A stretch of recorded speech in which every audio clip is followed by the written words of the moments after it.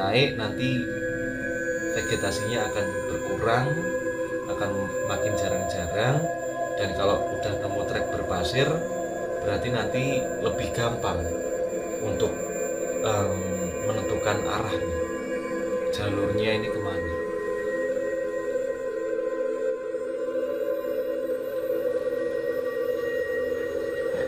Singkat cerita, Edi ini melewati semak belukar, lalu dia agak sedikit dikagetkan dengan sosok tinggi, besar, matanya merah. Ada di sebelah pohon apa yang waktu itu Edi tidak tahu. Sosok ini hanya diam melihat Edi. Ya otomatis mau tidak mau, walaupun takut, ya tetap harus dijalani, harus dilewati sosok ini. Singkat cerita, jalan, akhirnya Edi ini menemukan trek jalur pendakian yang semula. Dan tidak berapa lama, sekitaran hampir tengah malam, jam setengah 12-an ini, Edi sampailah ke Pasar Bubrah. Dan mulailah dia mencari teman-temannya.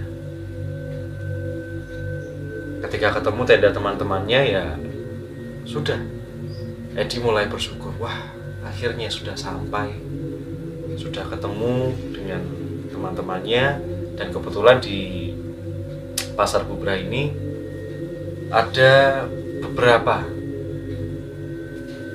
tenda-tenda pendaki yang sudah didirikan di sana.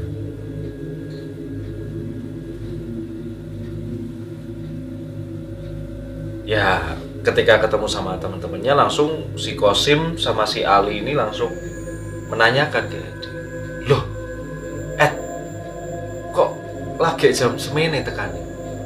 Kok baru jam segini datang? Suwemen, lama sekali kan? Dari mana aja? Wong katanya maghrib naik, kok tengah malam baru sampai sini?" Ya waktu itu Edi yang merasakan, wah, campur aduk, sudah mengalami berbagai keanehan, dicampur dengan capek juga, karena harus menempuh jarak yang ya lumayan panjang lah, bisa dibilang seperti itu. Wes lah, aku nggak mau bahas lagi. Udah, besok aja aku ceritanya, sekarang aku mau istirahat. Ya akhirnya singkat cerita, ya sudah seperti biasa anak-anak muda yang mendaki seperti itu. Ketika itu Kosim sama Ali, teman-temannya Edi ini langsung, udahlah kamu ngopi dulu. Udah, kamu pengen makan apa? Tak bikinin mie. Akhirnya makanlah Edi di situ dengan lahap. Makan, dan lalu mereka beristirahat, sama-sama beristirahat. Karena di sini niatan mereka kan untuk mendaki ke puncak Merapi. Bisa dibilang rencana awal mereka memang di subuh nanti mereka akan berangkat untuk menuju ke Summit. Udahlah, istirahatlah mereka bertiga. Awalnya Edi yang mengira bahwa semua ini sudah berakhir, tapi ternyata dia salah. Ketika memejamkan mata, tidur untuk sejenak, mungkin katakanlah barusan saja bisa merem, Edi ini dibangunkan oleh suara Ali. Ed, Tangio, bangun. Kamu dengar tidak suara itu? Edi ini dengan sedikit terganggu ya, karena kan sudah menempuh jarak lumayan jauh, banyak yang sudah dilewati di perjalanan, mau istirahat bentar kok malah diganggu. Apa toh? Apa? enggak Ed, kamu denger enggak? Aku denger di sekitaran tenda tuh rame orang. Jadi Ali ini ternyata mendengar di sekitaran tenda itu banyak sekali langkah-langkah kaki orang yang lewat. Ketika itu Edi dan Kosim yang tidak mendengar mungkin ya, langsung mengatakan ke Ali, alah opo toli, ada-ada aja kamu tuh, wong aku nggak denger kok. Udahlah tidur lagi aja, tidur lagi, aku tuh capek. Edi berkata seperti itu. Tetapi benar saja, ketika mereka bertiga berusaha untuk tidur lagi, sudah mulai mapan, sudah mulai rebahan, baru mau memejamkan mata, Edi ini dikagetkan dengan suara gamelan yang awalnya terdengar samar-samar, tapi lama-lama jelas, semakin jelas, semakin jelas. Duh, opo kui Ed? Ali bilang seperti itu. Waduh, apa ya ini ya? Edi juga tidak tahu. Mereka bertiga ketakutan di dalam tenda. Ditambah lagi, tidak berapa lama setelah itu, mereka kembali dikagetkan dengan suara delman. Suara delman yang lewat tidak jauh dari tenda mereka. Suara delman lengkap dengan kerincingannya. Kerincing, kerincing, kerincing. Lewat di samping tenda mereka. Sudah keadaan di dalam tenda itu mereka bertiga udah mulai campur aduk. Takut, khawatir. Waduh, iki ono apa ya Ed ya? Ono apa ya? Ada apa ya?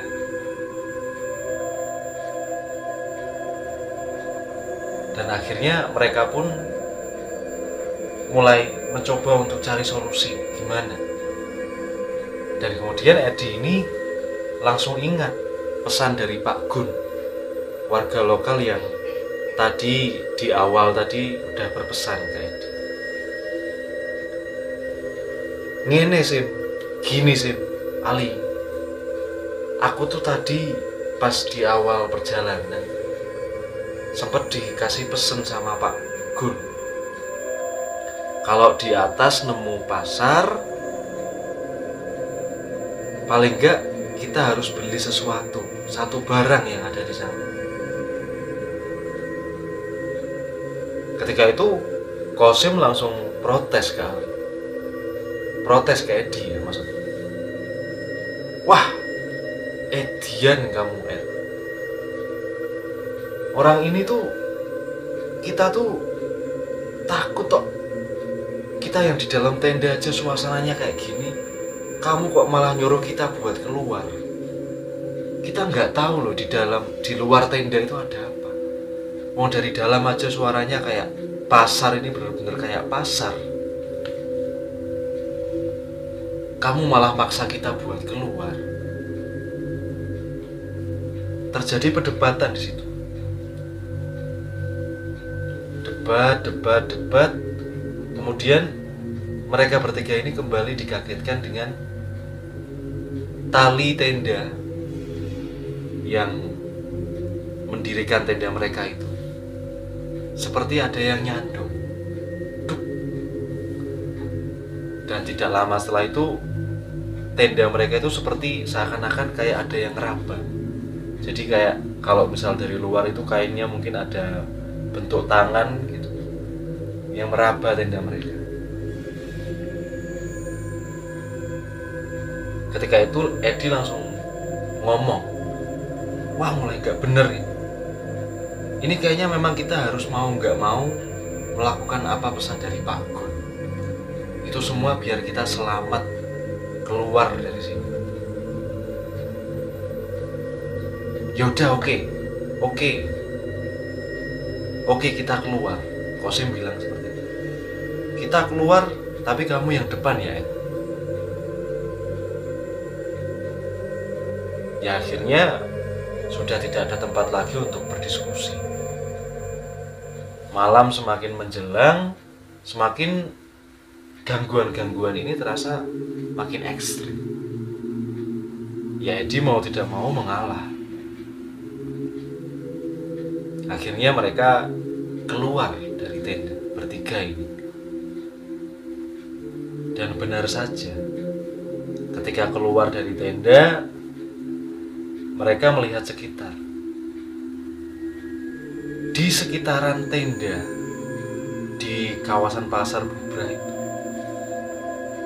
memang ada seperti ramai. Dan memang di situ memang ada pasar-pasar, ada lapak-lapak, dan memang ada kegiatan jual beli, bisa dibilang seperti itu. Banyak penjual di sana sini. Tapi anehnya orang-orang yang ada di sana itu mengenakan baju desa. Dan anehnya memang tenda-tenda di sekitaran tenda Edi, Kosim, dan Ali ini memang masih ada di sana. Jadi masih terlihat tenda-tenda yang tersebar gitu. Cuman ya itu, di sekitaran tenda-tenda itu ya sudah ramai sekali pasarnya. Ketika itu Edi ya sambil mencari-cari penjual, walaupun sedikit takut, wis dongo, sama berdoa. Kita cari, kita mau beli apa. Pada waktu itu sempat mata Edi ini tertarik untuk menuju ke satu nenek-nenek yang dari jauh ini udah kelihatan nih, nenek-nenek ini jual daging. Udah, kita ke sana dulu. Kita ke sana. Jalan dan disamperilah si nenek ini. Tapi belum sampai mendekat, dari jauh itu si Edi ini lihat daging yang dijual oleh nenek ini tuh dari jauh itu berbentuk tangan dan kaki manusia. Ketika itu Edi langsung takut. Wah, kok malah gini. Akhirnya mengurungkan niatnya untuk menuju ke nenek ini. Terus sempat bingung. Lalu kemudian Edi ini memutuskan, karena dia waktu itu melihat ada anak kecil laki-laki yang kebetulan dilihat itu si anak kecil ini kayak jualan sembako gitu loh. Akhirnya disamperin lah si anak kecil ini. Dek, ini berapa? Oh, metumbas nopo mas? Ini dek, ini aku mau beli ini, kata Edi sambil nunjuk mie instan yang dijual si adik. Waktu itu posisi raut muka si adik ini ya cuman senyum, tapi setelah itu kembali lagi ke raut muka yang datar. Ini cuma 3.000 mas. Ya waktu itu Edi langsung mencoba untuk nyari uang. Cuman sialnya Edi ini ingat langsung, oh uangku ketinggalan tuh di dalam tenda. Tapi kebetulan memang Kosim ini bawa uang lah. Dicari, wah ada 3.000. Oke, dibayarkan ke adik. Dan ketika si uang ini udah mulai dikasihkan, mie instannya diambil. Tepat ketika mie instannya diterima, langsung semua, benar-benar semua orang-orang yang ada di sana, orang-orang yang pakai pakaian desa zaman dulu, langsung serentak menoleh ke arah Edi dan teman-teman. Ketika itu Edi langsung, wah, waduh, ini nggak bener, bahaya. Ketika itu takut langsung si Edi, Kosim dan Amin. Waduh, gimana nih Ed, gimana Ed? Dah, kita tatak aja, habis ini kita balik ke tenda, kita nunduk aja sama jalan sama amit-amit gitu, jalan nunduk amit-amit gitu. Dah, kita jalan, doa apa yang kamu bisa semuanya, kita jalan balik ke tenda. Alhasil ya mereka bertiga ini baris, Edi di depan gitu, jadi penunjuk jalan, pelan-pelan sambil nunduk-nunduk amit-amit gitu, amit sewu. Dia jalan kembali ke tenda. Ketika mau sampai ke tenda, Edi ini sempat dikagetkan dengan sosok tinggi besar bermata merah yang sempat dilihat Edi ini ketika sudah melewati batu besar yang tadi. Tapi ya tidak diambil pusing, pokoknya harus masuk dulu nih ke dalam tenda. Akhirnya mereka pas di depan tenda ya langsung balapan, langsung terburu-buru gitu, tergesa-gesa langsung masuk ke tenda. Dan benar saja, ketika sudah sampai di tenda, suara gamelan, suara orang-orang lalu lalang, suara orang-orang bertransaksi, ramai suara-suara itu semua itu perlahan-lahan mulai pelan, kemudian menghilang. Ya otomatis mereka bertiga bersyukur, mengucap syukur kepada Gusti, dan akhirnya mereka memutuskan untuk tidur karena mungkin sudah kecapean dan entah apa yang mereka sudah rasakan di malam hari itu mungkin berimbas ke fisik mereka. Pagi mulai menjelang dan yang Edi rasakan ketika tidur adalah Edi ini sempat mimpi ada seorang kakek-kakek berjenggot panjang, berbaju putih, berpesan ke Edi, Wesley, kamu habis ini udah pulang lo sana, kamu pulang aja sana, udah nggak usah dilanjut. Dan singkat cerita, paginya setelah bangun, mereka bertiga ini ada sedikit perdebatan untuk menentukan apakah mereka ini jadi untuk melanjutkan perjalanan ke puncak atau tidak. Cuman ya karena Edi mengingat kembali pesan si kakek berjenggot putih ini, akhirnya Edi ini bilang sama mereka, udahlah kita pulang aja, wong ya kita udah melewati yang kayak kemarin, penting amannya tuh kita pulang aja dulu. Terus akhirnya mereka setuju untuk pulang. Ya lalu mereka turun dan alhamdulillahnya memang tidak ada kejadian apa-apa ketika mereka turun. Cuman yang sedikit aneh, ketika sampai di base camp, Kosim ini agak sedikit aneh gelagatnya. Dia itu berdiri sambil melihat ke arah puncak Merapi. Wah, kok aneh nih anak. Edi mikir seperti itu. Ditanyain dan ternyata betul. Kosim ini lalu bercerita, aku disamperin sama anak kecil yang semalam. Anak kecil ini bilang ngajak main kita lagi ke sana. Dan waktu itu pikiran Edi, wah nggak beres, harus cepat-cepat pulang.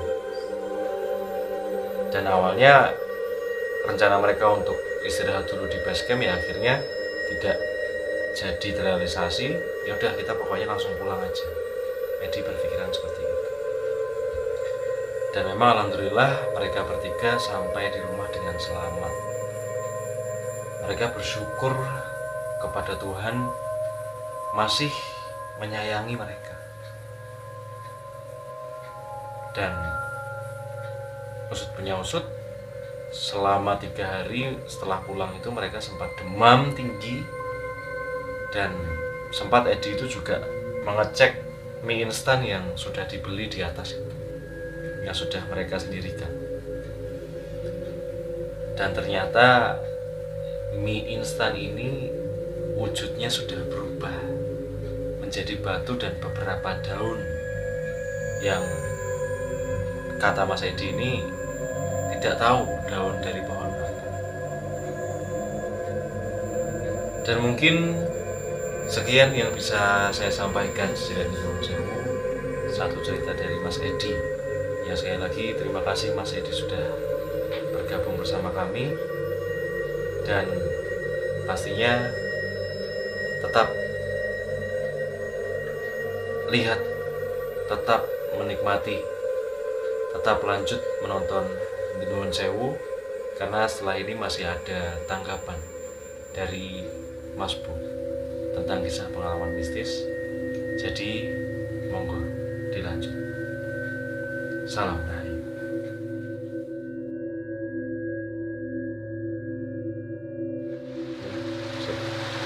Salam Rahayu.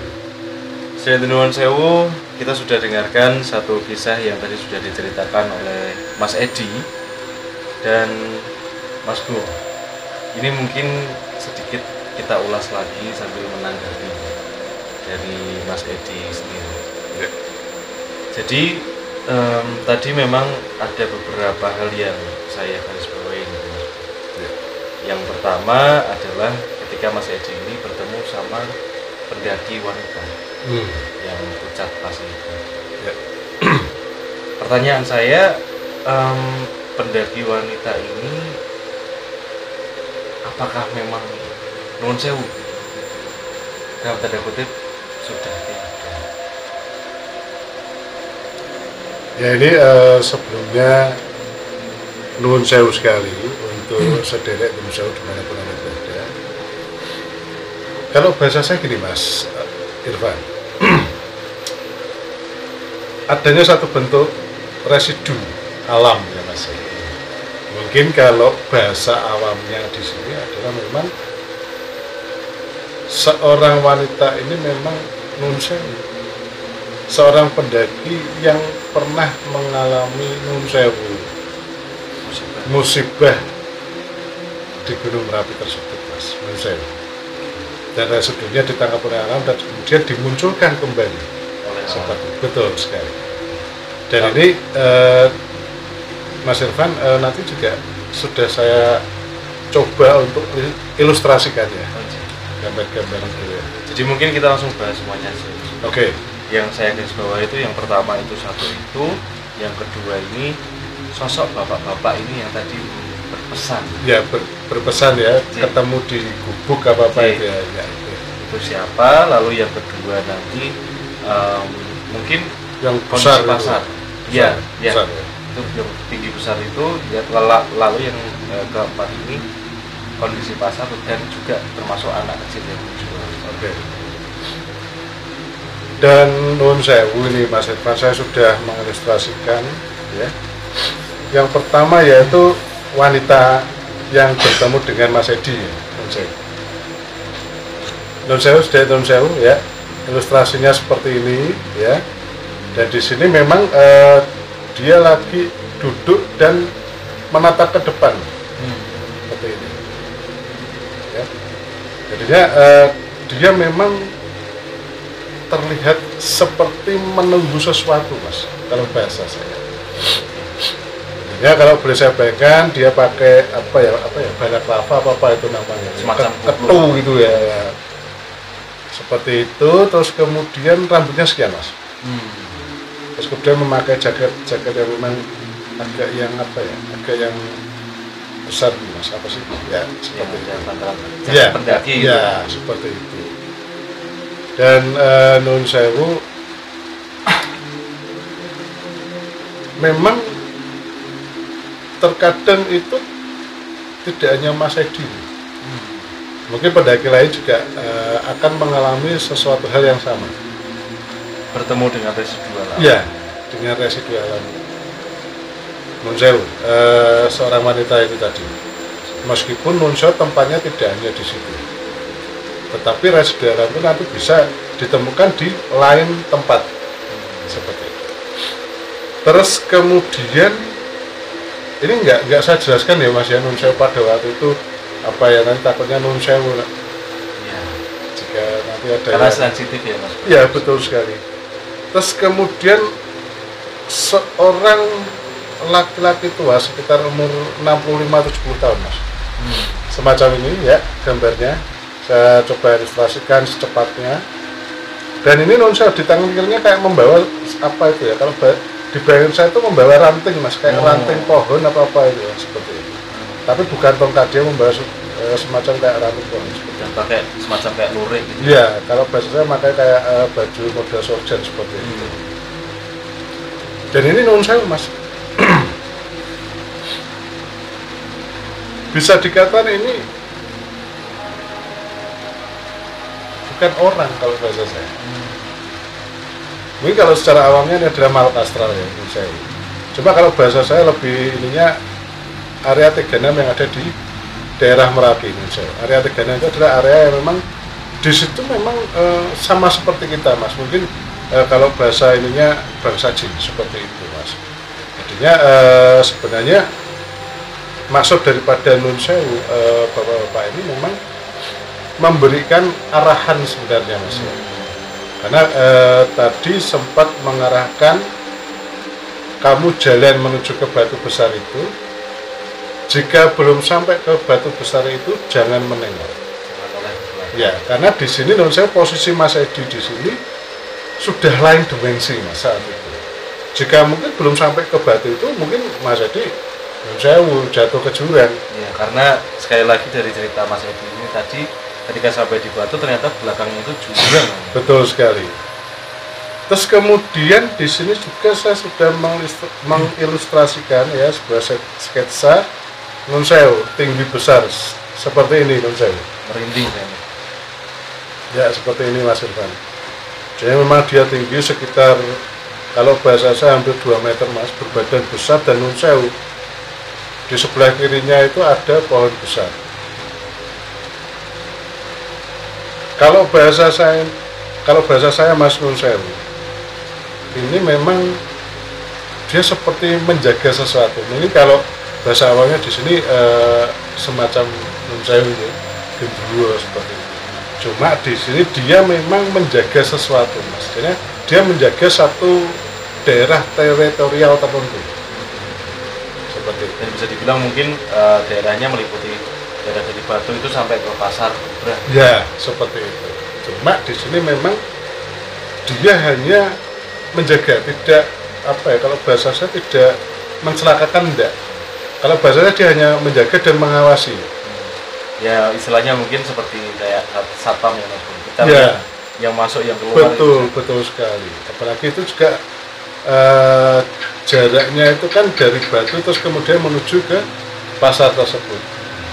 Mungkin kalau bahasa ininya gini Mas, apa ya, kalau bahasa awamnya premannya pasar itu, tapi dia hanya mengawasi seperti itu.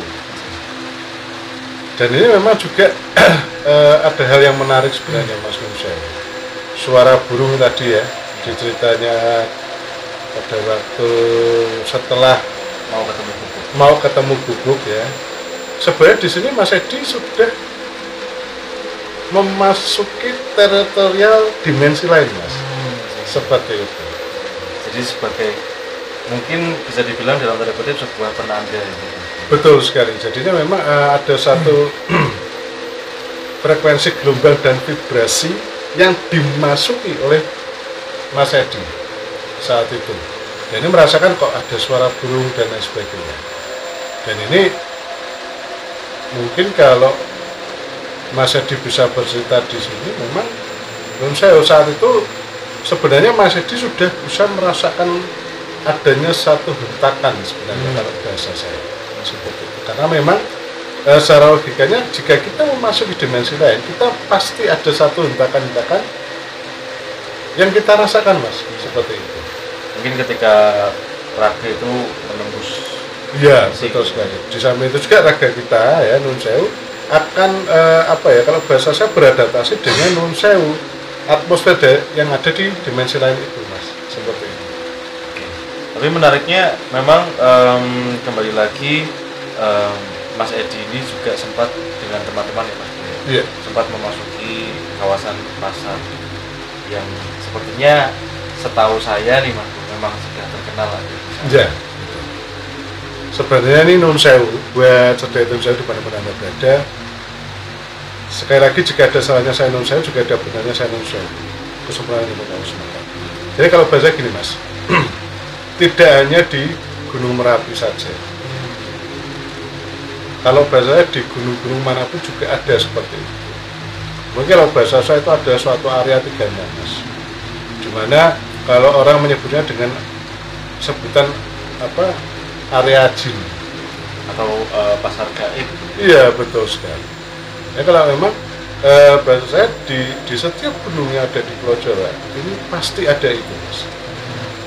Jadinya memang ada satu daerah teritori di mana dihuni oleh Nun Sewu, makhluk asal atau orang di bidang jin ya Mas ya. Di setiap gunung itu ada bahasa saya.